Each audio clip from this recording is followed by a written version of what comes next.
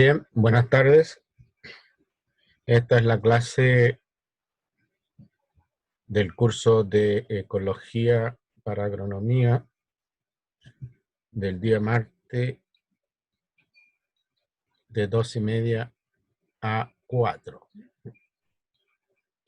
Estamos esperando que se complete un poco la asistencia. En este momento tenemos 6 estudiantes. Buenas tardes, profe. Buenas tardes, señorita. ¿Cómo estuvo su almuerzo? ¿Bien? Sí, muy rico. ¿Y usted? Bien, también. Qué bueno. Pero termino yo a la 1 con otro curso y se me ¿Ya? pasa volando el tiempo que tengo para almorzar. Sí, me pasa lo mismo. Nosotros igual terminamos clases a las 1 y no, después del almuerzo no se hace nada. Profe, yo le quería hacer una consulta. Hágame la consulta. Espérate un poquito, deja.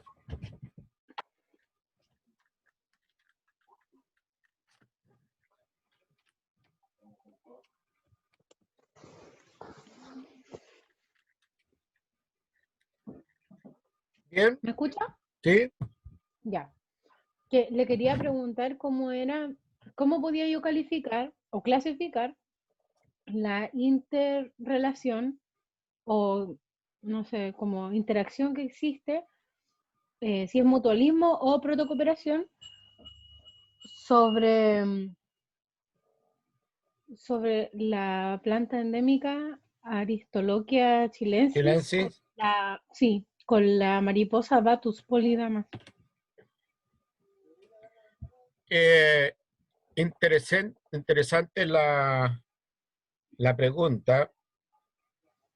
Bueno, una de las aproximaciones a seguir puede ser conocer bien la biología de la mariposa y conocer bien la biología de la planta. Ya. Eh, y aquí hay algunas cosas más sutiles. Saber bien qué es lo que consume la mariposa, ¿ya? Y qué es lo que ofrece la planta, ¿ya? En términos de los requerimientos de la mariposa. ¿Mm? Sí, hasta donde yo sé, porque tengo una parcela y ahí hay aristoloquia y también encuentro la batu siempre. Ujú. Entonces, hasta donde yo sé, las pupas de la mariposa se alimentan de la planta que es tóxica para, o sea, por lo menos lo que yo sé es tóxica para otros animales. Y No es la pupa, ¿ah? el larva, Es la larva, porque en las mariposas su estado de desarrollo pasa por estado de estado de huevo, larva, pupa y adulto. La ah, pupa es un estado estacionario.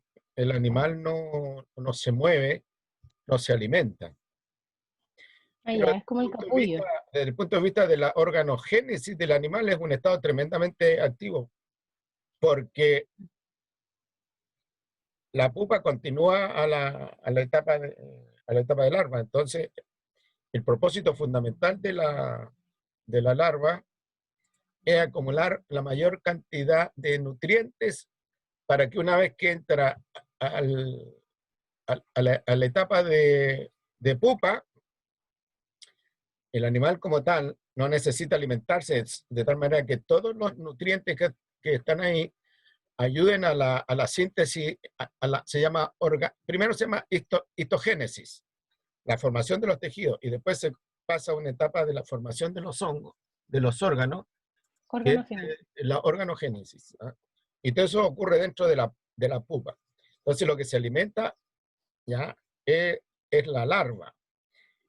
Ahora, eh, yo tengo, no estoy tan seguro, pero según mis recuerdos, la larva tiene ciertas sustancias tóxicas que evitan que los depredadores, algún pájaro, por ejemplo, o algún lagarto, se alimente de ella. ¿Ya? Y esas sustancias tóxicas provienen de lo que consume de la aristoloquia. ¿Ya? Ahora, para saber si uno depende del otro, es averiguar la codistribución geográfica de los animales, de la planta y del animal. Dicho en otras palabras, en todos los lugares donde hay aristoloquia, está la ¿Batus? Batus arquidamus, o a la inversa, donde está la Batus arquidamus, está la aristoloquia. ¿Me entiendes? Ya, sí. Entonces, ahí se puede inferir, porque la evidencia más directa es que se haga un experimento. Y experimentos en esa naturaleza son más complicados. Pero tú puedes inferir que cada vez que tú ves una aristoloquia, encuentras una Batus, y cada vez que tú ves una Batus, buscando por aquí, buscando por allá, encuentras una aristoloquia. Es una manera de inferir que se trata de un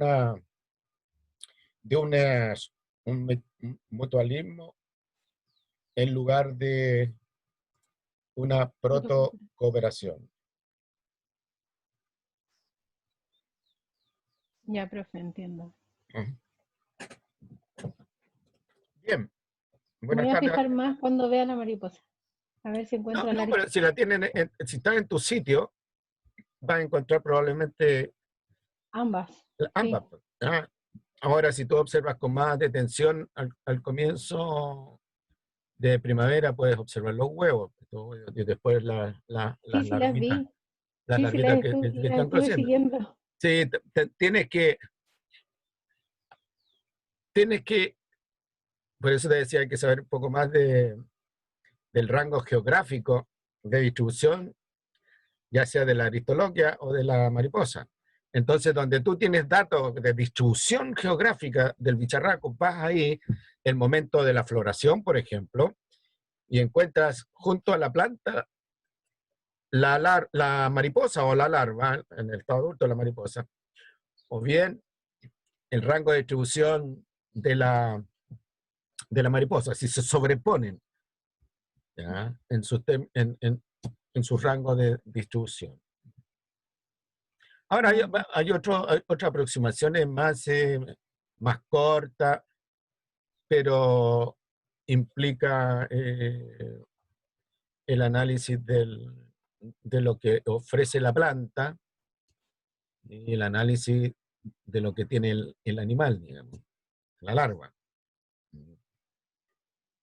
Y uno puede inferir entonces que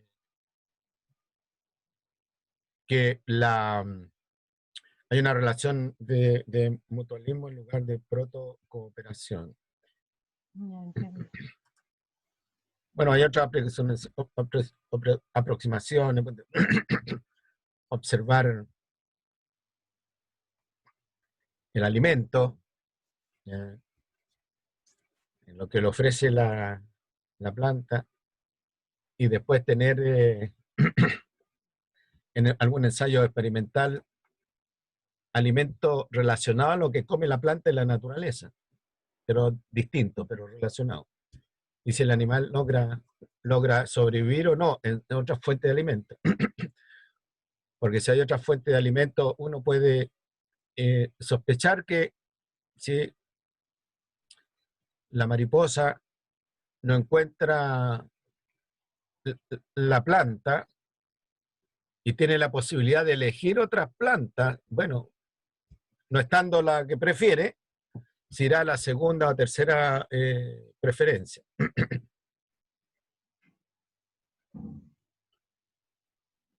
Bien, vamos a seguir entonces con lo que estábamos analizando antes de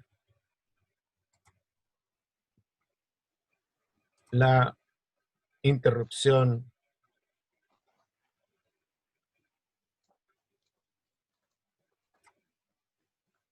de la hora. Muchas gracias, profe. Muy bien.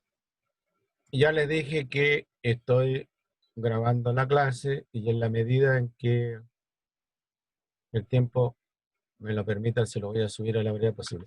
Bueno, estas cosas ya las habíamos visto. Los requerimientos son lo que demanda un individuo del entorno para poder sobrevivir, para poder enfrentar los desafíos que le demanda la vida, el hecho de ser vivo. Y los recursos, entonces, son los aportes del entorno que permiten atender esos requerimientos.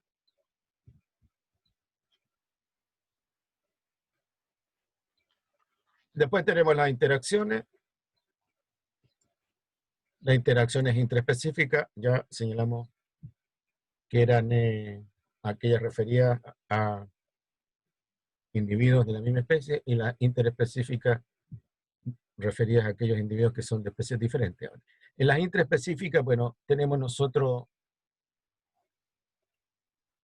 lo que se da en individuos machos e individuos hembras, donde ambos colaboran para la reproducción de la especie.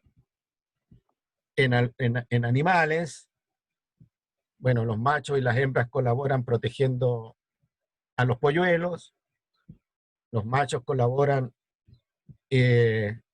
anidando los huevos, en caso de ciertas aves, o bien colaboran yendo a buscar el alimento y después proveen a los polluelos. Nosotros podemos entender esas interacciones como interacciones de colaboración. Pero también hay interacciones de competencia. Por ejemplo, si tenemos nosotros un nido con muchos polluelos, es probable que entre los polluelos compitan por la preferencia del macho o la hembra que provee el alimento. Entonces, generalmente se produce una escala donde algunos polluelos resultan ser más atractivos para el macho o la hembra, el que provee el alimento. Entonces, ese polluelo que resultan ser más atractivas, ya sea por color, por tamaño, por gestos, por canto, por chillido, reciben el alimento en mayor cantidad y alimento de mejor calidad, y así hasta el último. Y el último ya es el que finalmente puede morir, puede desaparecer de la nidada. En ese sentido, la naturaleza es bastante cruel. Produce una selección cuando el número de crías es muy grande, entonces por alguna razón u otra, ¿ya?, los adultos prefieren algunos individuos jóvenes en lugar de otros. Esa es competencia. Competencia por la atracción y el cariño de los padres, ¿no es cierto?, la preferencia de los padres, o la competencia entre ellos por ubicarse en la fila, que es otra característica. La competencia entre ellos por ubicarse en la fila, porque el primero de la fila es que le llegue el alimento. O bien, como el caso de las perras recién paridas, bueno, los perros compiten entre sí por agarrar la teta más jugosa, digamos. Y al final llega uno a la teta más seca, digamos, a la que no alcanza a tener la leche, y eso es lo que logra ese cachorro. También hay competencias intraespecíficas que son antagónicas. Ahí no hay una competencia, ahí no se trata de una competencia, sino se trata de un antagonismo, donde los individuos, por una razón u otra, no se toleran. Pero en la naturaleza también abundan las competencias, las interacciones de colaboración. Por ejemplo, lo que contaba hace un momento atrás en la clase temprano. Las plantas pueden colaborar, ¿no es cierto?, en la absorción de nutrientes. Entre dos individuos, ¿no es cierto?, se junta una raíz común con la rizósfera y ahí pueden colaborar intercambiando nutrientes o bien conservando agua. Las interacciones interespecíficas, como les dije, son interacciones entre especies. Las estuvimos analizando con cierto detalle y habíamos quedado nosotros en el inquinilismo. El inquinilismo se trata de que hay un individuo de una especie que viven asociados a otro miembro,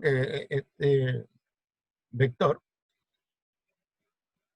que recibe los beneficios, el inquilino, los beneficios de esta asociación, pero que al vector o huésped no le causan ni daño ni perjuicio.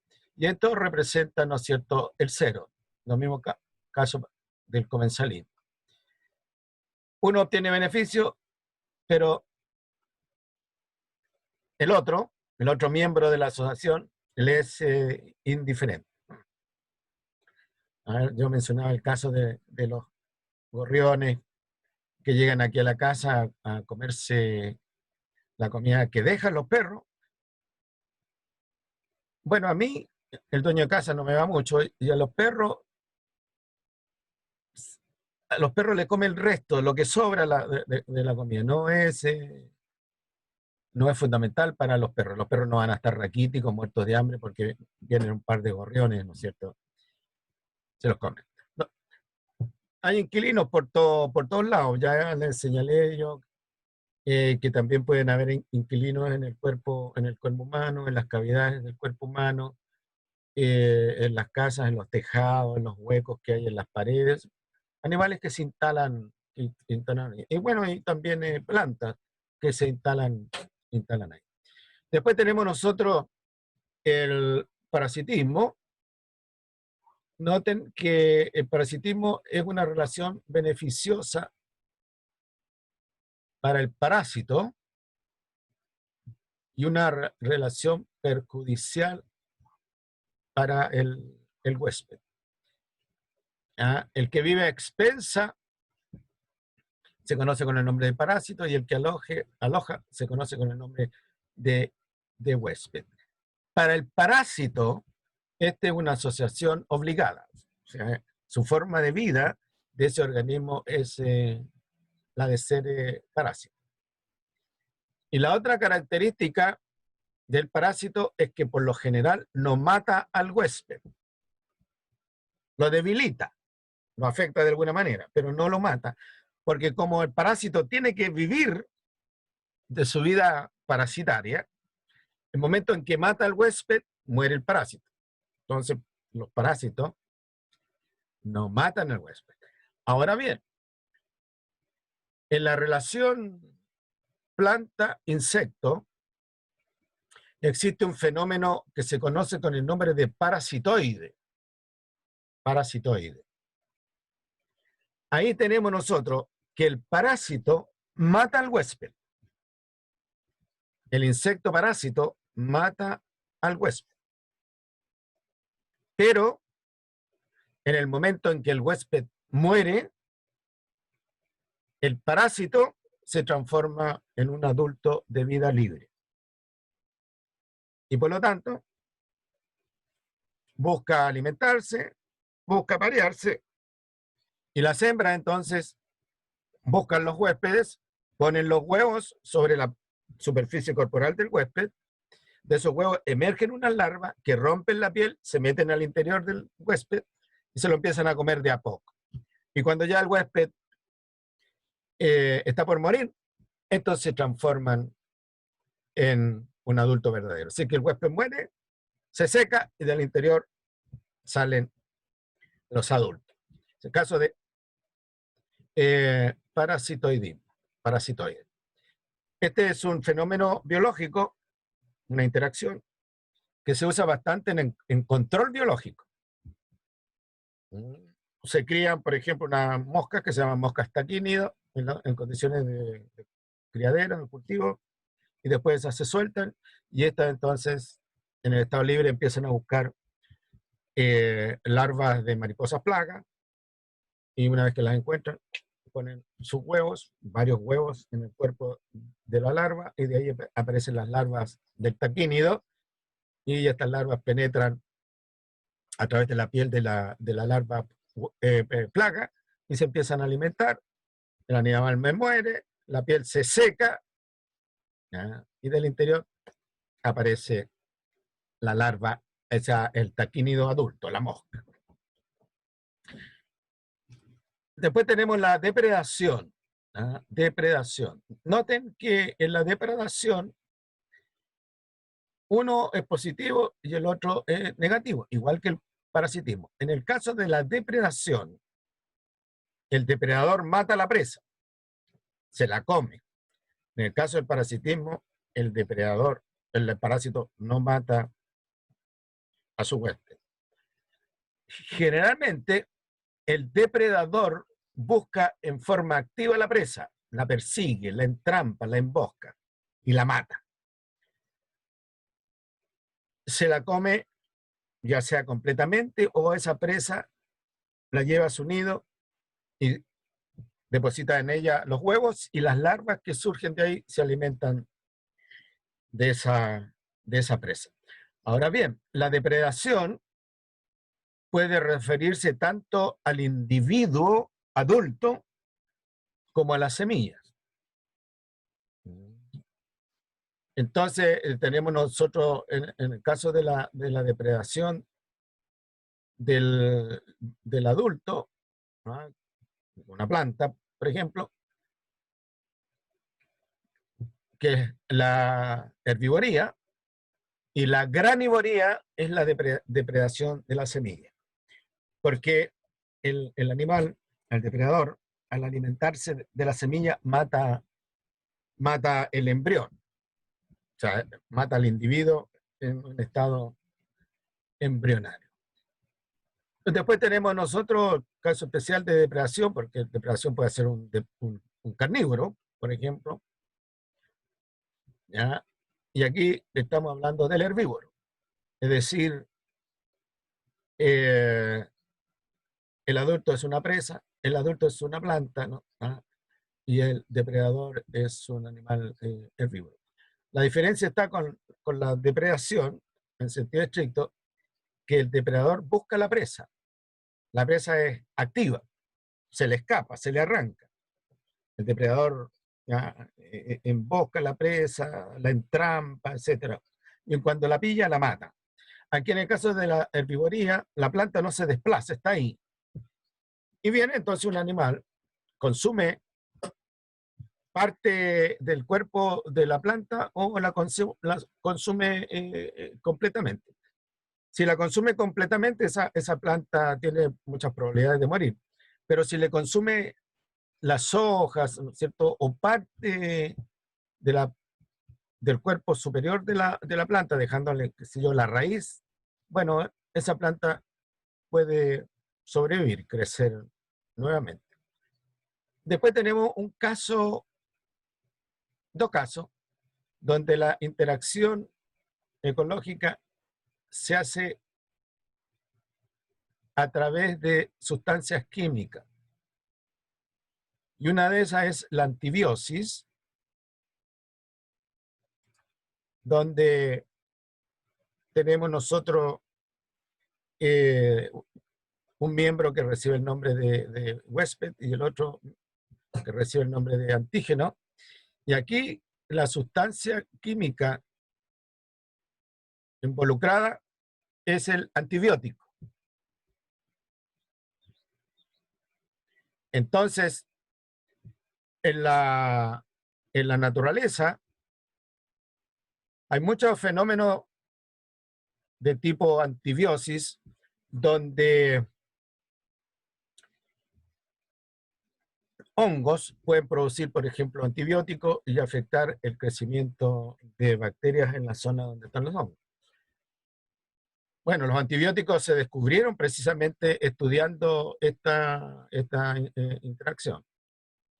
Y según la historia, cuenta que los antibióticos fueron descubiertos por casualidad.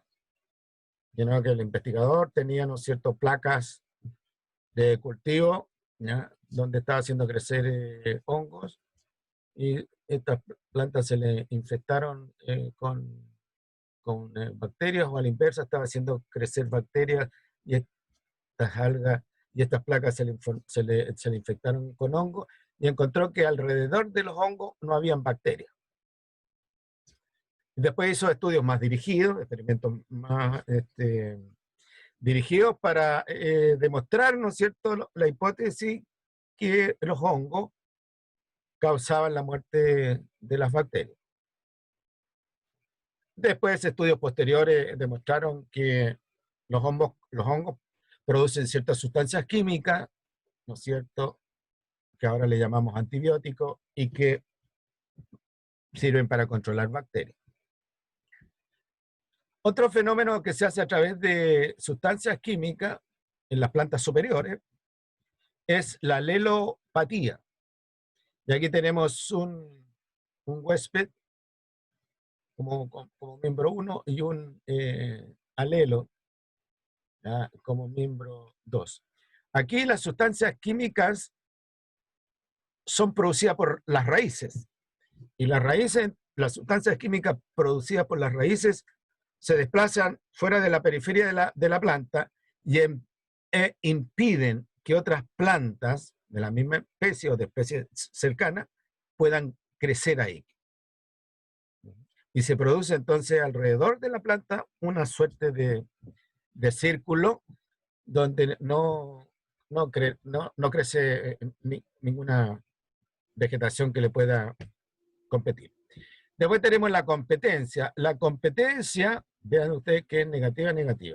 Hay dos tipos de competencia. La competencia intraespecífica, la que se da, por ejemplo, entre machos cuando se compite por una hembra, la que se da entre hembras cuando se compite por un macho, la que se da entre los polinizadores cuando se compite por una planta a polinizar, o la que se da entre plantas similares por los polinizadores que andan dando vueltas. Esa es la competencia.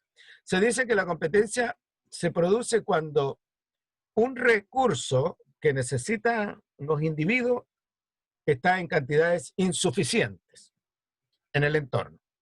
La competencia puede ser por nutrientes, la competencia puede ser por luz, la competencia puede ser por agua, en el caso de las plantas. Entonces el miembro 1 es competidor, el miembro 2 es competidor. Y tiene un efecto negativo para ambos individuos. Otro fenómeno de daño o de pérdida de algo para los miembros es el antagonismo. Y aquí tenemos un antagonismo 1, miembro 1, miembro 2 de esta relación. Aquí la relación no necesariamente es por un recurso que está escaso, sino que simplemente pueden ser conductas de antipatía entre individuos de una especie versus individuos de otra especie. Conductas de no tolerancia. No tengo datos yo de plantas, pero podemos pensar nosotros que ciertas plantas del desierto pudieran entre competir y ser antagónicas, especialmente si están en espacios relativamente reducidos. Cuando uno mira, por ejemplo, el paisaje de La Serena hacia el norte, se da cuenta que los individuos crecen relativamente separados entre unos y otros. Y una gran fracción del suelo es suelo descubierto. Eso es característico de una estepa arbustiva, donde alrededor de un individuo, ¿no es cierto?, los otros individuos están a medio metro, 1 metro de distancia. Eso puede deberse, ¿no es cierto?, ya sea competencia por agua, en un desierto los nutrientes no son generalmente problema, o bien a una relación antagónica, o a lo mejor, ¿no es cierto?, relaciones alelopáticas. El asunto es que el antagonismo está más bien relacionado, estudiado en los animales que en las plantas. Pero en ambientes desérticos, por ejemplo, es característico observar que la distribución de las plantas mantiene una cierta distancia una respecto de otra. Y eso se pudiera interpretar en términos de alelopatía, competencia, antagonismo.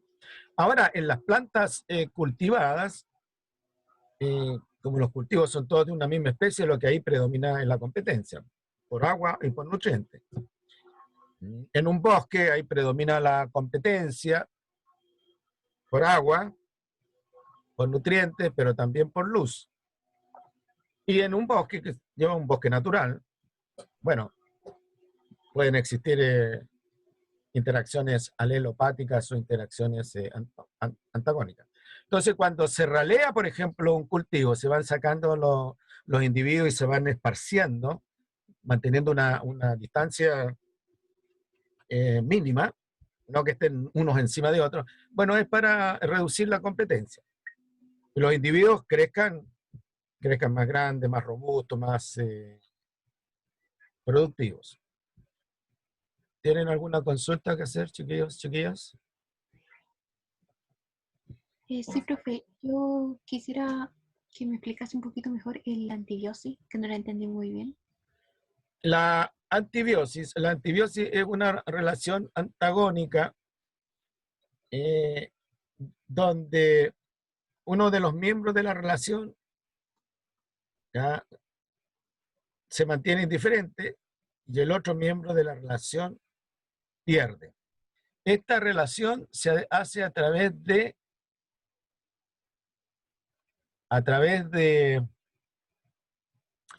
sustancias químicas conocidas como antibióticos.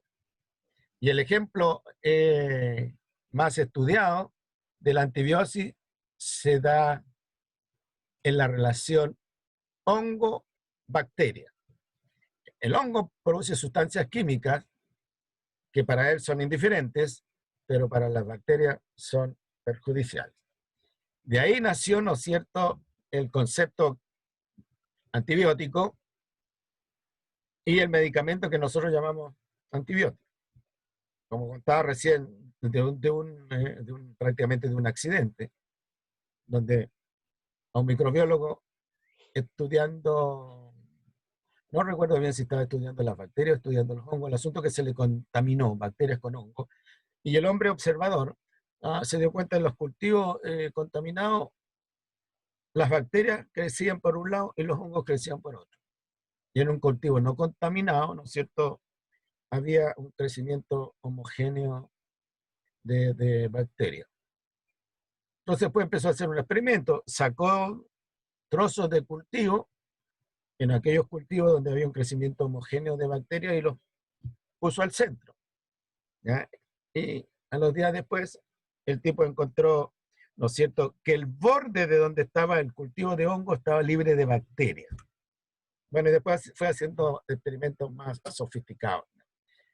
Y ahí se encontró entonces que los hongos, no todas las especies de hongo, pero algunas especies de hongo, producen unas sustancias químicas que afectan a las bacterias.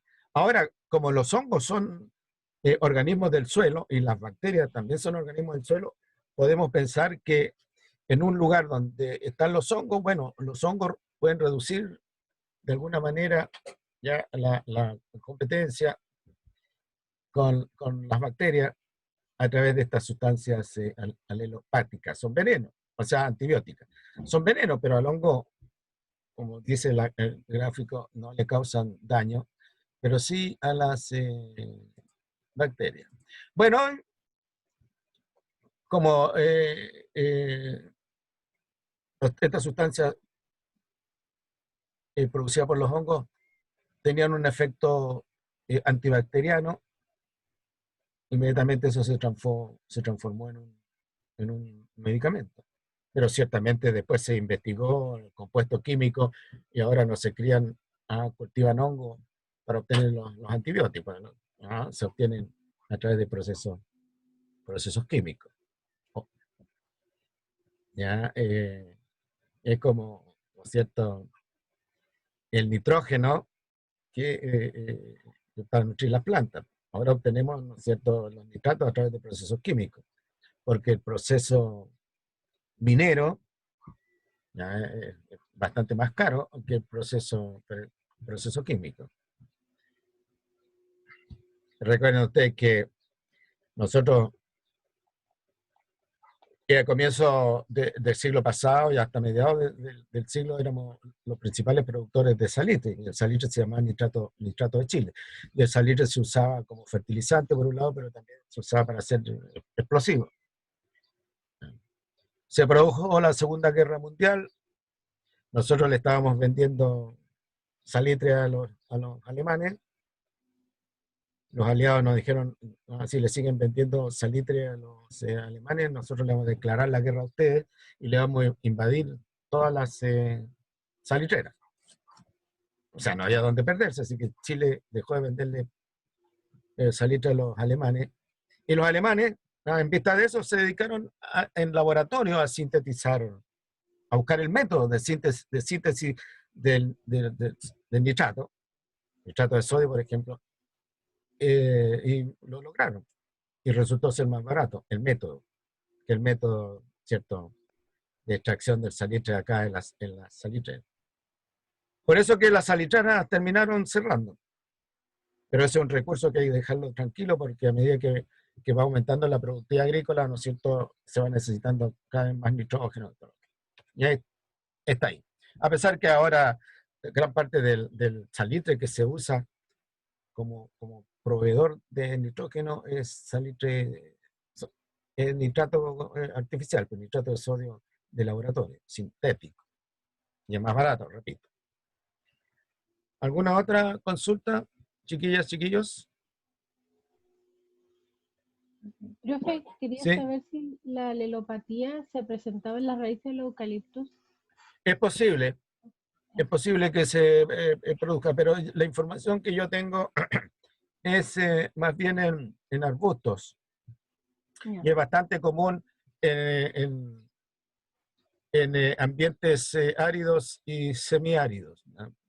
Por ahí tengo un colega que estudió hace un tiempo atrás las relaciones alelopáticas en el desierto chileno, en la zona esta que es donde estamos viviendo, y encontró que se da fundamentalmente en arbustos.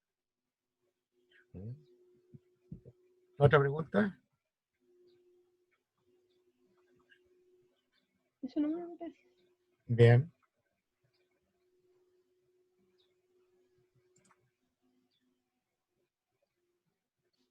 Bueno,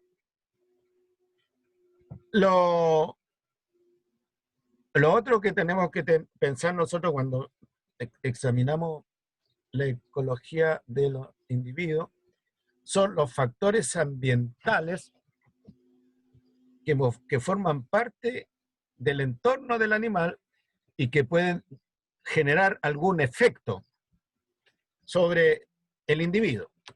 Por ejemplo, generar menor desarrollo, generar enfermedades, generar colores que no son normales, digamos, etc. Y ahí tenemos los factores ambientales, que son componentes del ambiente y que pueden generar algún efecto sobre el individuo en cuestión. Pueden generar efectos negativos, efectos positivos. Y podemos pensar nosotros hasta que pueden ser neutros. no es cualquier elemento del ambiente. El ambiente, el entorno del individuo está lleno de componentes. Algunos de esos, los que tienen importancia sobre la sobrevivencia del individuo, sobre la vitalidad del individuo, cómo lo hace el individuo, ¿ya? Son los factores ambientales de relevancia.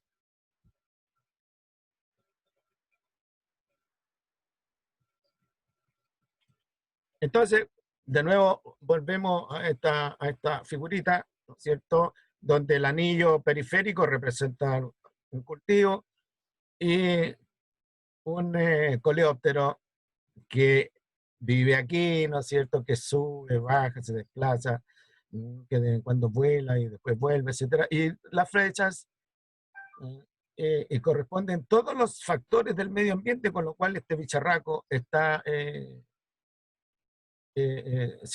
siendo afectado de alguna forma. Ahora, los factores ambientales pueden ser de naturaleza física, de naturaleza biológica y de naturaleza química. Entonces veamos los factores ambientales de naturaleza física. Ese arbolito, ¿qué es lo que le está indicando a ustedes?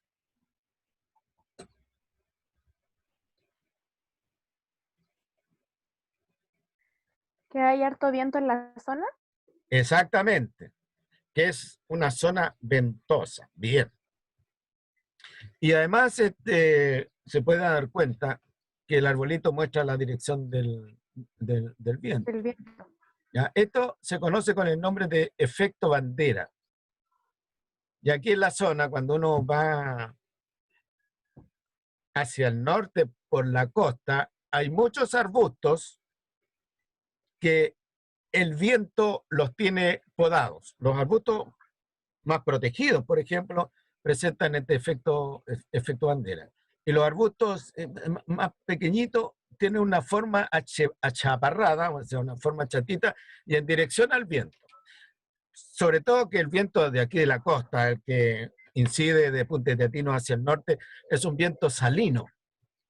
De tal manera, cuando llega aquí un viento cargado de humedad, con sal, bueno, el viento pasa por esto, la sal queda aquí y va, ¿no es cierto?, dirigiendo la forma de crecimiento del arbusto.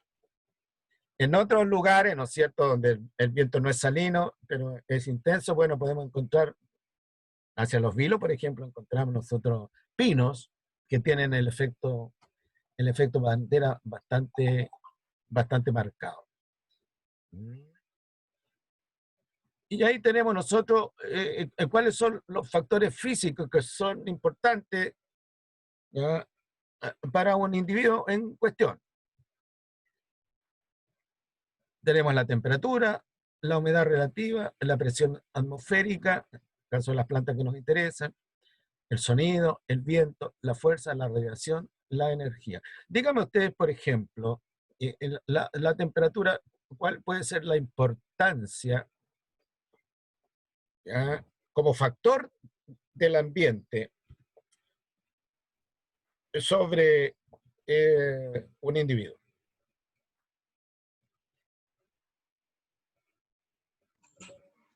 La evapotranspiración, la pérdida de agua que pueda tener la planta. Exactamente. ¿Ya? Temperaturas elevadas, obviamente, aceleran la evapotranspiración, la pérdida de agua por el follaje.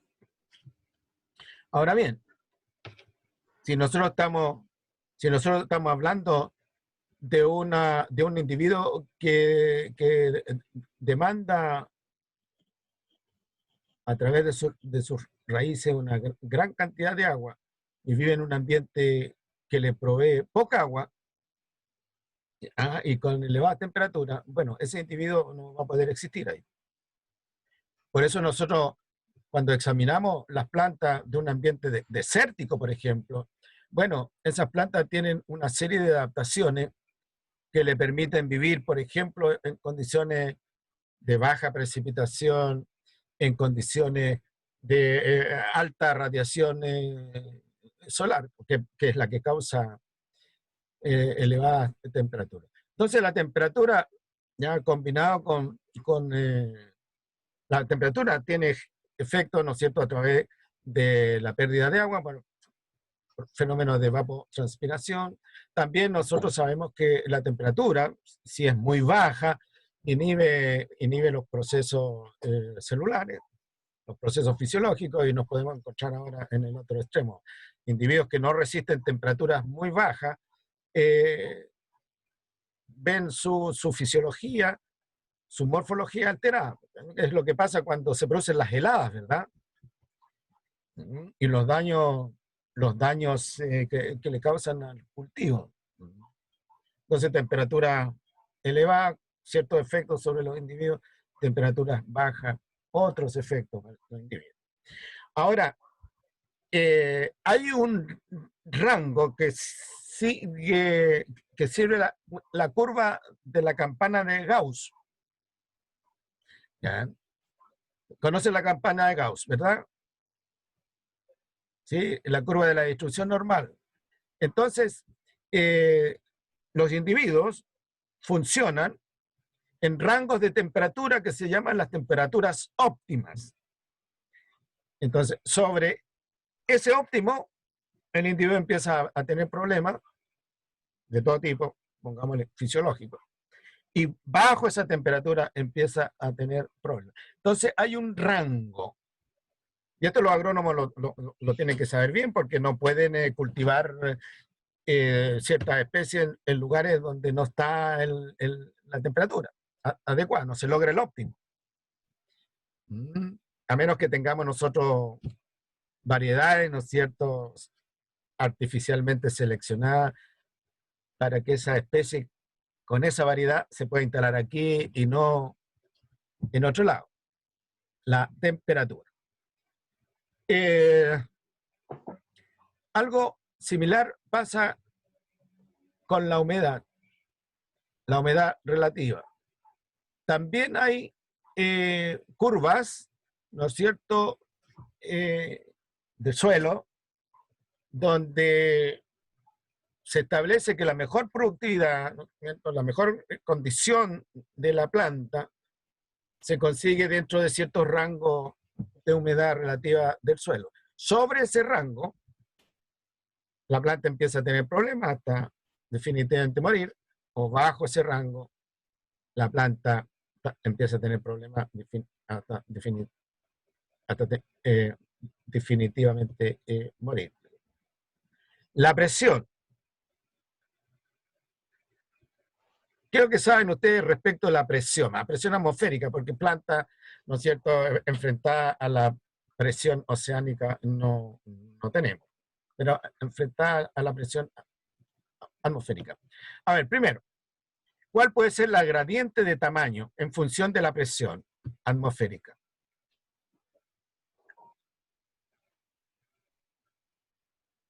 ¿Algo de mayor altura, menor presión o mayor? No sé. ¿Eso? Me enredo un poco. Sí, entre uno más se va a la cordillera, hay menos presión, por eso está la puna, ¿o no? No, la puna ¿O mayor? es otras causas de la puna. No, la pregunta era distinta. Nosotros, fíjense ustedes, nosotros estamos aquí a nivel del mar. En 200 kilómetros solamente subimos en el plano a los 3.000, 4.000 metros de altura, en 200 kilómetros.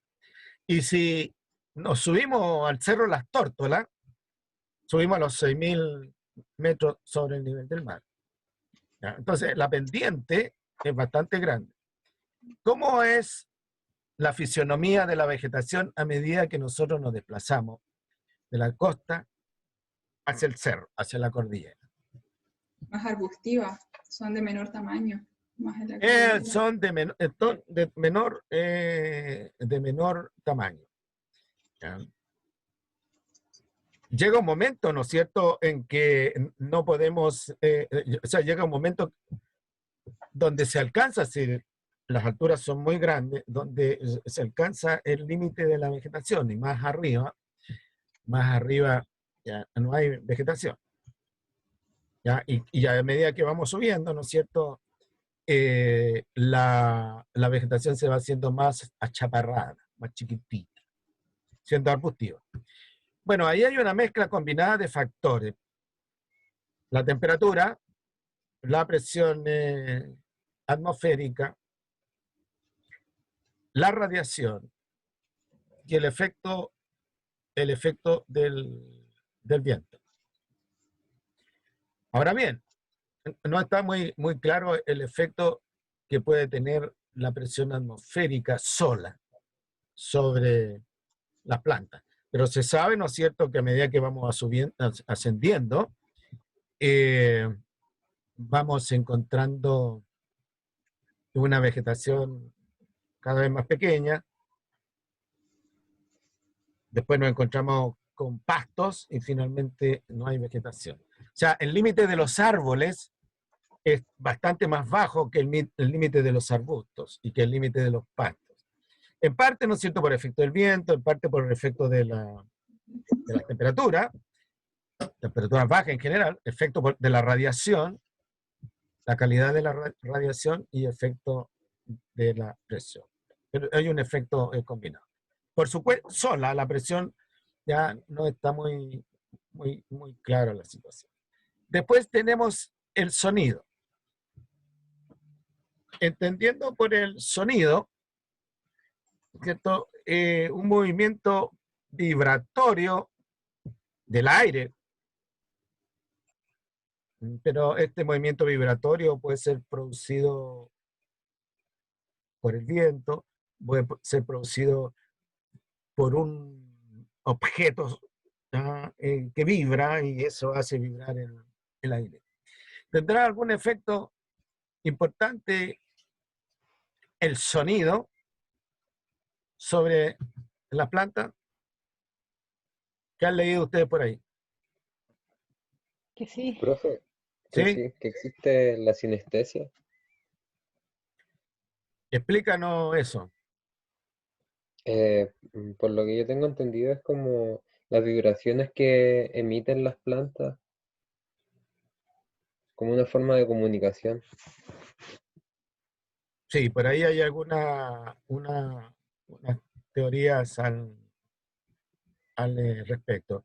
Pero desde el punto de vista agronómico, pensando en plantas de invernadero, ¿conocen ustedes o tienen alguna experiencia ustedes que el sonido pueda afectar a las plantas? Aunque se esté usando desde el punto de vista productivo. Experimental. No, yo solo lo he visto experimental, profe. Así como que se ve cómo van avanzando las plantas según la vibración que le ponen. O sea, el sonido que le van poniendo. Como van avanzando, o sea, se Calculan van desplazando o creciendo. No, cómo van creciendo, cómo se va desarrollando la planta. Yo, Entonces, yo, puede detener su metabolismo o claro, quizá mejorarlo o claro. Más apurarlo. armónico. Mira, yo no tengo mucha información al respecto. He leído algo así en general, ¿entendí? Está demostrado, ¿no es cierto?, que, o se han hecho algunos estudios preliminares, para no decir que está demostrado, que el sonido puede que estimule la producción de leche, un sonido armónico la producción de leche en la vaca. ¿Ah? Y ciertamente en el ser humano un sonido armónico mejora el ánimo, mejora la producción, la actividad del ser humano, y en los animales domésticos también, en los perros, los gatos, etc. Pero en plantas yo no tengo muchos antecedentes. Ahora, hay que pensar que el sonido puede ser un ultrasonido. ¿Ya? Dicen otras palabras, ondas sonoras que vibran con mayor frecuencia. Y esas claramente pueden producir un efecto sobre los individuos, especialmente en el estado de semilla. Pero estamos hablando del sonido común y corriente que escuchan ustedes, que escuchan los animales. Sí. El viento, hábleme del viento. Es ¿Cuál es parte de la radiación. el viento? Primero tenemos Eh, nosotros, ¿qué es lo que es el viento? el viento es efecto de la radiación a distintas presiones atmosféricas.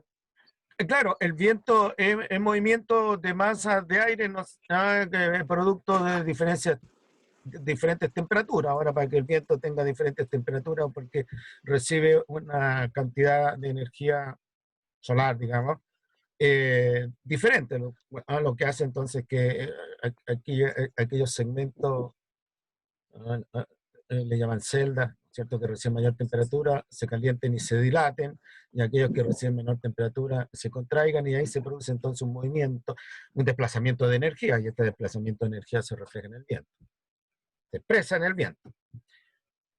Acuerden que hay vientos huracanados, ¿no es cierto?, que levantan tejas, dan vuelta a autos y arrastran personas, porque la carga energética es elevada. Pero ¿qué efecto tiene el viento?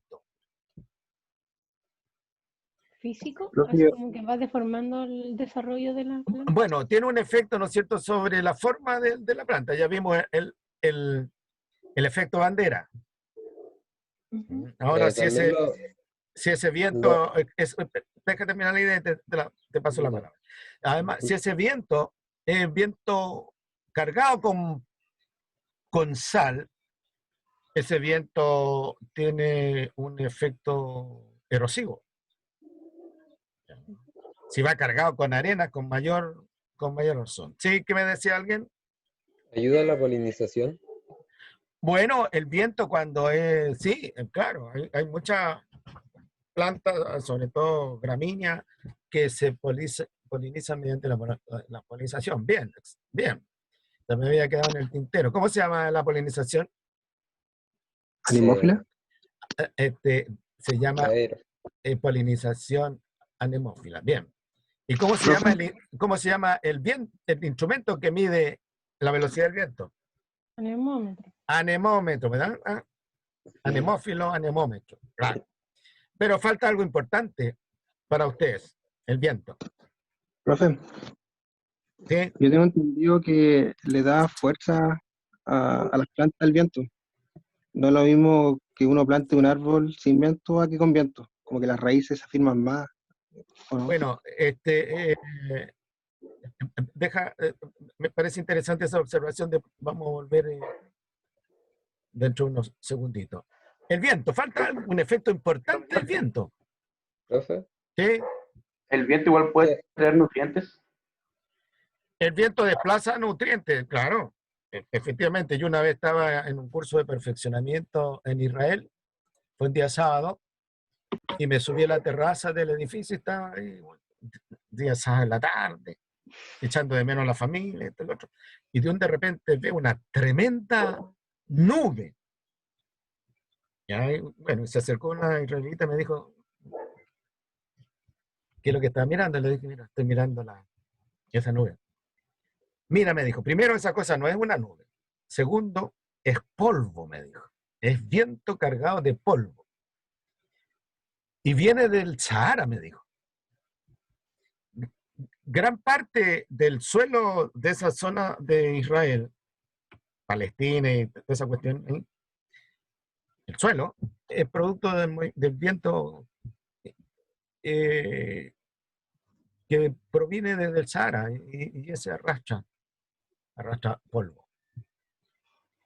Y fertiliza ese Y polvo. obviamente fertiliza. Ya, pero falta uno importante.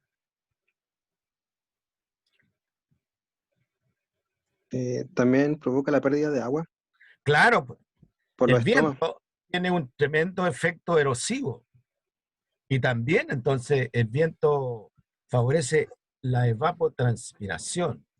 O sea, dicho en otras palabras, sitios ventosos consumen mucha más agua que una parcela del mismo tamaño sembrada con la misma especie, ¿no es cierto?, que en sitios menos ventosos, porque el viento. Ahora piense usted que el efecto erosivo del viento, el efecto de arrastre de la de la humedad mediante evapotranspiración es mayor si estamos hablando de un cultivo plano. ¿Ya? Y ahí nos vemos nosotros, volvemos al ejemplo de alguien que decía, bueno, el viento, claro, efectivamente, el viento arrastra, bota a los árboles viejos, a los árboles que tienen raíces pequeñas y que no se pueden no pueden asentarse bien en el suelo, pero obviamente depende del viento. Por eso que hay barreras de árboles que te protegen los cultivos, por ejemplo, del efecto de arrastre del viento, del botar cosas, por ejemplo. Pero en el caso agronómico es más importante el efecto que tiene sobre la tasa de evapotranspiración del cultivo.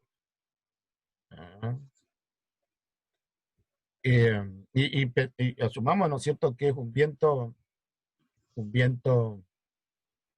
cálido, que tiene un mayor efecto de aumento sobre el aumento de la evapotranspiración.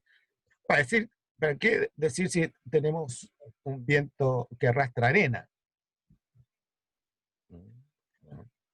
Recuerden que el viento tiene un tremendo poder erosivo, ¿no es cierto? La erosión se llama erosión eólica, y sitios que están libres de vegetación pierden con una enorme facilidad la cubierta vegetal. Y recuerden que hay unos instrumentos que se usan para pulir, que tiran viento a presión, aire a presión, cargadas de arena, y pulen. Y en el desierto todas las estructuras que se observan es producto del efecto, las estructuras naturales que se observan. Pues, desierto en Norteamérica, en el desierto norteamericano se ven en un famoso valle de Utah, donde hay columnas modeladas por el viento, un viento erosivo cálido. Y otro aspecto interesante es que en algunas localidades los vientos propios de esas localidades tienen nombres. Nómbreme algún viento que conozca usted. Usted tiene que ser del campo y tiene que conocer los nombres de algunos vientos. El terral, bien, bien. Y no por nada le llaman terrales, porque es un viento cálido que aparece cuando hace mucho calor en las zonas de secano hacia el interior, y lo que más arrastra es tierra. Por eso la gente le llama terral. Bien, otro viento. En el sur hay uno que no me acuerdo de cómo se llama.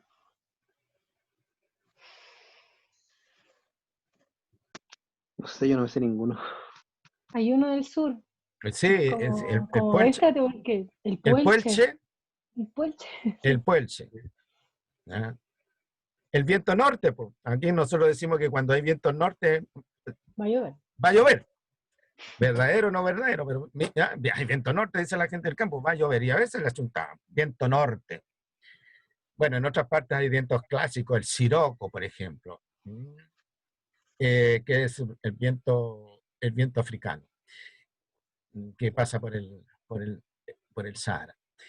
En Argentina también tienen vientos, tienen nombre los vientos, pero en este momento se me fue la onda. Bueno, la fuerza. ¿Algún efecto sobre los cultivos? La fuerza. No estamos hablando del lado de la fuerza, pues de la fuerza de la guerra de las galaxias, de la fuerza.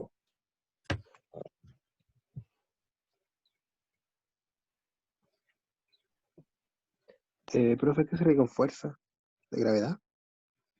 La fuerza de gravedad, sí. Bueno, alguien recién dio el ejemplo que aplica a este asunto de la fuerza.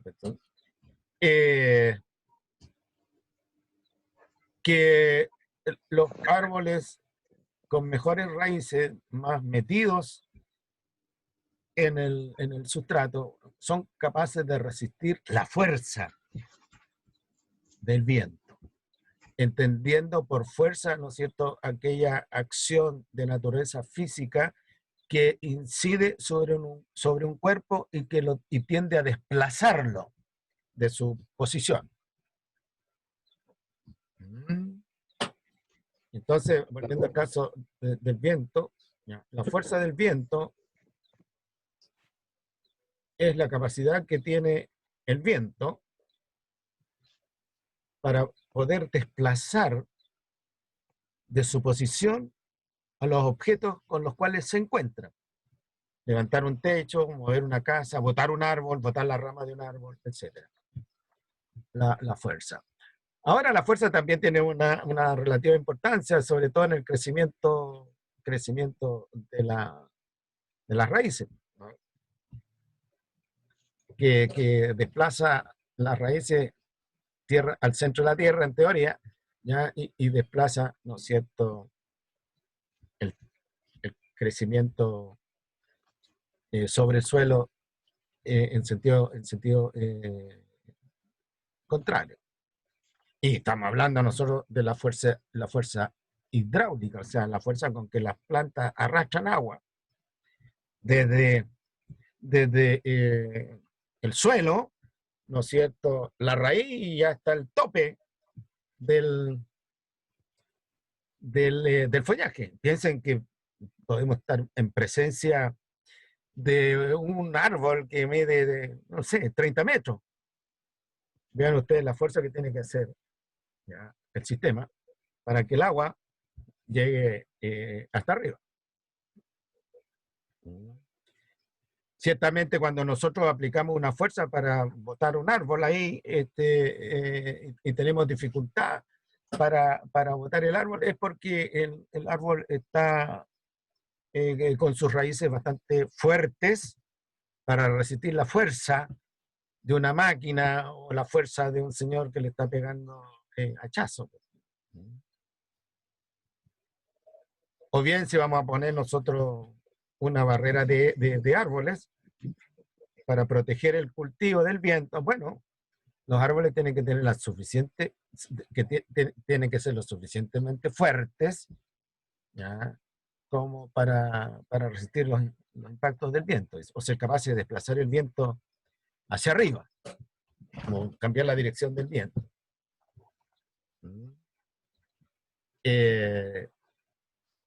Entonces la fuerza también es importante, mirado desde el punto de vista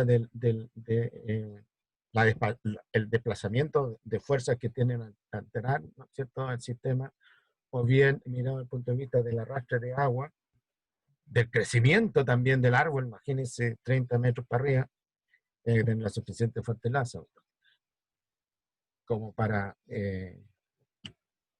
evitar que se colapse el sistema, que se venga todo abajo.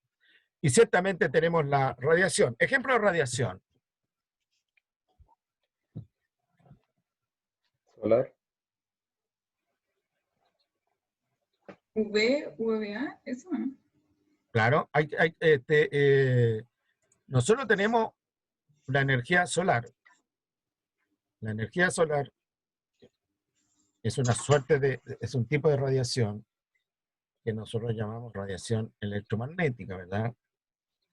Dentro de esa radiación electromagnética está la fracción visible o la fracción fotosintética con la cual operan las plantas. Pero la radiación, ¿no es cierto?, entendemos nosotros por radiación la emisión ondulatoria, corpuscular o electromagnética de energía, la emisión de un cuerpo. Puede ser un átomo, ¿no es cierto?, que está emitiendo una radiación de onda corta, por ejemplo, o que están emitiendo partículas alfa, partículas gamma, partículas beta. Estas partículas subatómicas ya de gran potencia. O bien la radiación ondulatoria, que tiene que ver, por ejemplo, con la luz en alguna forma de comportamiento, o corpuscular, ¿no es cierto?, en alguna otra forma de comportamiento. Usted sabe que la luz no la hemos podido resolver nosotros, la naturaleza. ¿Ya? Para algunos efectos se comporta como una onda, y para otros efectos se comporta como desplazamiento de cuerpos pequeños. Y después tenemos la radiación ultraviolenta, electromagnética, que es un desplazamiento de campos eléctricos y magnéticos que se van, a medida que se desplazan, se van autoestimulando, autocreando. La radiación electromagnética es uno de los misterios de la naturaleza, y que ha sido bastante útil porque nosotros funcionamos, ¿no es cierto?, con muchos aparatos que funcionan con radiación electromagnética. Pero la naturaleza de la radiación electromagnética todavía se mantiene en discusión, ¿no?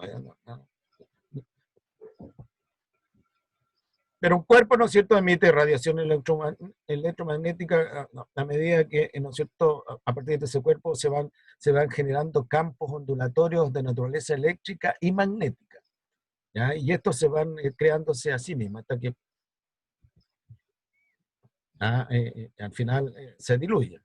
Es una radiación centrífuga desde el objeto hacia el espacio. Ahora, obviamente que la radiación electromagnética, la radiación corpuscular, generan un efecto sobre la planta. Sobre todo si esta radiación corpuscular es radioactiva. Entonces produce alteraciones en la composición de las macromoléculas, desordena todo el sistema. Recuerden que gran parte de las mutaciones biológicas se achacan, en el caso de que las causas sean de radiación, a emisiones de partículas altamente veloces, partículas con una tremenda capacidad de penetración. Yo no sé si vieron ustedes la serie Chernobyl, donde ahí se muestra, ¿no es cierto?, el efecto casi inmediato de la radiación corpuscular, terrible. La radiación electromagnética la tenemos por todos lados, hay una gran duda respecto de eso, ¿no es cierto?, si genera un efecto sobre nosotros. Si usted vive cerca de una antena, de celulares, por ejemplo, estas cosas que se ponen a veces en los altos arriba de una palmera, o se construye una pequeña torre y la gente que vive alrededor se pone nerviosa porque ciertamente vive bajo la influencia de la radiación electromagnética. La gente dice, ¿nos podrá pasar algo? ¿No? ¿Iremos a tener problemas? La radiación electromagnética, ¿no es cierto?, son campos que se expresan en ondas que van desde ondas de frecuencias muy amplias, como las ondas de radio, por ejemplo, hacia una radiación de frecuencias muy cortas y muy vibrantes. Y entre medio nosotros tenemos ahí donde estoy indicando el espectro visible por nosotros, y cómo la zona de la radiación solar donde funciona la fotosíntesis. Bueno, ahí hay un espectro de la radiación fotosintéticamente activa. Esta es la curva que se obtiene bajo plena luz. Esta es la sensibilidad relativa de la fotosíntesis. Y esta es la curva que se obtiene bajo penumbra. Entonces, bueno, aquí está la famosa curva en campana, la curva de Gauss, donde hay un óptimo. Y bajo ese óptimo caemos en el rango de un factor, la condición del factor no apropiado al fenómeno, y sobre ese óptimo la condición del factor tampoco apropiado. Entonces hay un rango óptimo. Lo mismo se da para la temperatura, lo mismo se da para la humedad relativa, sobre todo la humedad del suelo, y prácticamente todos los factores físicos que tienen importancia para esta cuestión. También pasa respecto de las concentraciones, factores químicos. El óptimo se obtiene dentro de cierta concentración de nitrógeno, el óptimo se obtiene dentro de cierta concentración de fósforo, el óptimo se obtiene dentro de cierta concentración de sulfato, qué sé yo, como fuente de azufre, el elemento azufre. Bueno, entonces se podrán dar cuenta, ¿no es cierto?, que el óptimo con luz intensa está ligeramente desplazado hacia el amarillo, ¿ya? Y con luz reducida, el óptimo, por el lado, está entre el verde y el azul. Cuando estamos en un ambiente de radiación ultravioleta, bueno, no estamos bajo el óptimo, y cuando estamos en un ambiente ya de radiación que tiende hacia la infrarroja, bueno, estamos en un subóptimo. Bueno, me imagino yo que esto variará, y no tengo mucha información, variará según sea el tipo de cultivo con el cual estamos trabajando, ¿no? Pero lo más probable es que estos rangos se muevan poco durante un día a pleno sol, por ejemplo, o durante un día más sombreado, un día de invierno.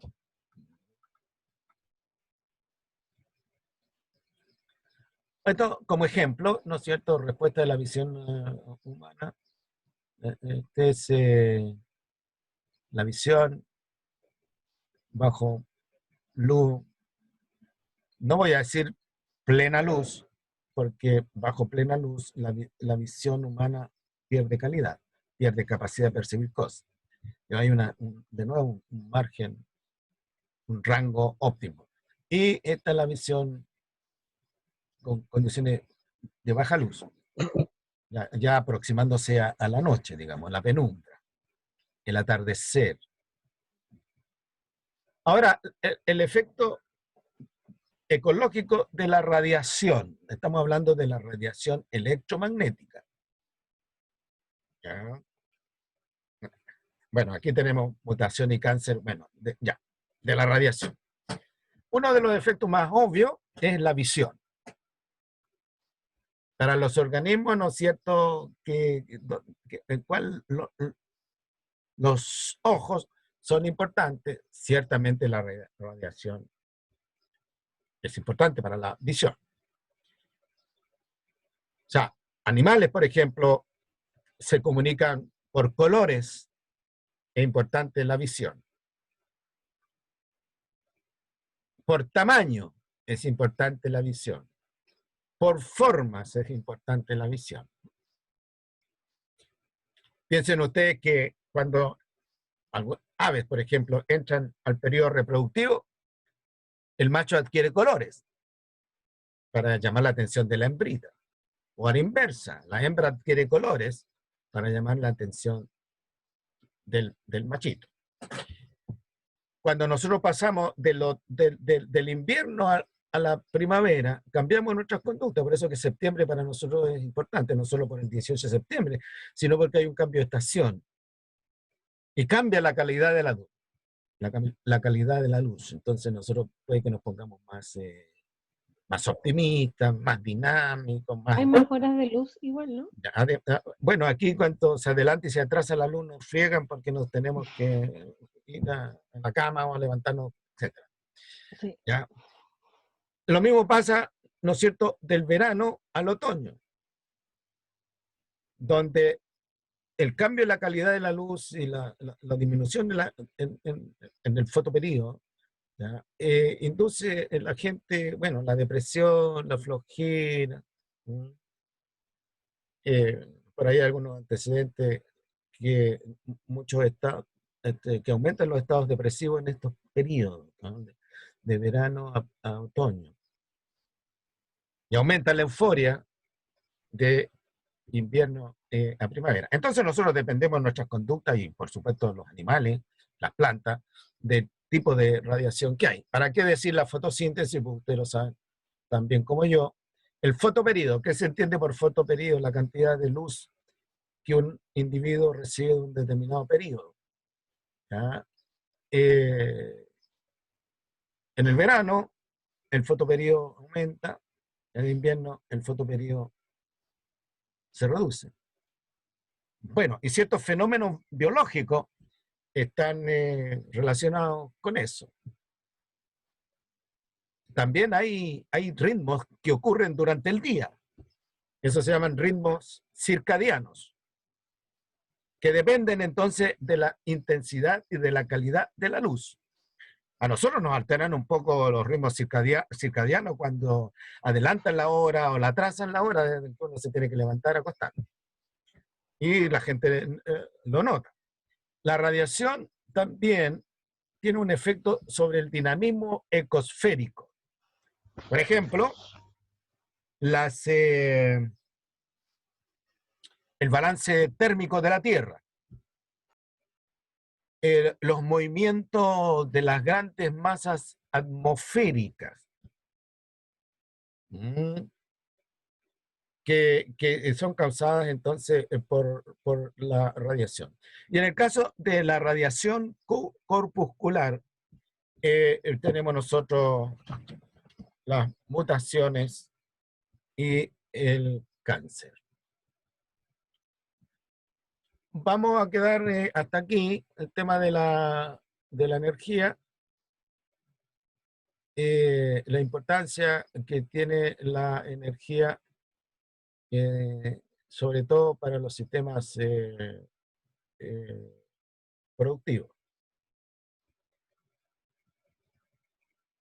Bueno, los tipos de energía, las leyes que tienen que ver con el dinamismo de la energía, la energía solar y el balance térmico.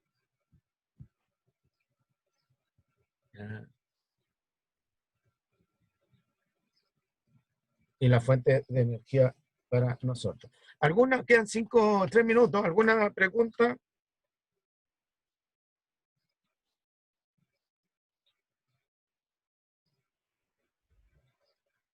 Chiquillos, ¿está todo claro? Sí. Bien. Bueno, de nuevo, insisto, a pesar de ser majadero, que todas estas cosas las tienen que completar con la guía de autoestudio, la guía de gestión del autoaprendizaje. Es el instrumento, así como lo que yo estoy hablando es un instrumento para el aprendizaje de ustedes, pero más importante para el aprendizaje de ustedes es la guía. Así que tienen que trabajar la guía. Es una sugerencia, casi una orden. Bueno, ya no nos vemos hasta el próximo martes. Que tengan una buena semana y en la medida de lo posible, a la brevedad, les voy a subir las 2 clases, la de hoy día en la mañana y esta, para que puedan ir trabajando. Bueno, chiquillos y chiquillas, que estén bien. nos vemos la próxima semana. También usted, profe. Ya está. Profe, gracias. Chao, profe. Chao. Que Que esté estén bien. bien. Chao. Adiós. Chao. Chao.